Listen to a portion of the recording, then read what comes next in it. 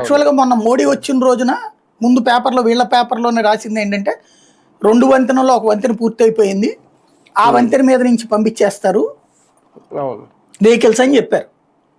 కానీ ఏమైందో అది ఆగిపోయింది. మరి గడ్కరీ వచ్చాక ఇనాగరేషన్ తర్వాత దాగని చైనా అన్నారు ఏంటో తెలియదు. అటు విజయవాడ వైపు ఉన్నటువంటి రోడ్డుని మొన్న దసరా అప్పుడు వాడేశారు.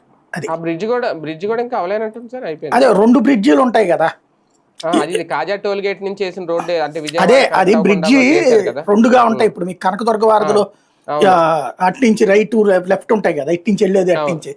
ఇందులో ఒకటి పూర్తయిందట, అప్పుడు పేపర్ లో చదివింది నేను. అది దాని మీద వెహికల్స్ ఆ రోజున అలౌ చేస్తామన్నారు, వెళ్ళేవాటి వచ్చేవాటి. అది చేసేసి దానికి ఇది లింకప్ చేసేసారు అనుకోండి, పని జరిగిపోతుంది కదా, అటు కూడా డెవలప్ అయిపోతుంది కదా.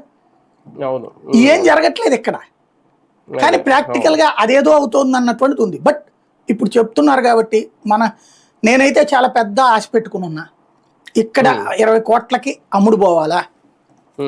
మేబీ వీళ్ళు తెలివిగా చేస్తే ఇంతకుముందు హైదరాబాద్లో ఎట్లయితే 40 లక్షలు ఇదే వీళ్ళు 10 లక్షలకు 20 లక్షలకు కొనుక్కుని తర్వాత 2 కోట్లు 3 లక్షలు 3 కోట్లు అని చెప్పి వేలాలు వేసి, ఆ తర్వాత నా కోకాపేటలో 50 కోట్లకి వేలాలు వేసి ఆ ఏరియా భూములు ఎట్లా రేట్లు పెంచారో, వీళ్ళు రియల్ ఎస్టేట్ ధరలు పెంచడంలో ఎక్స్పర్ట్స్.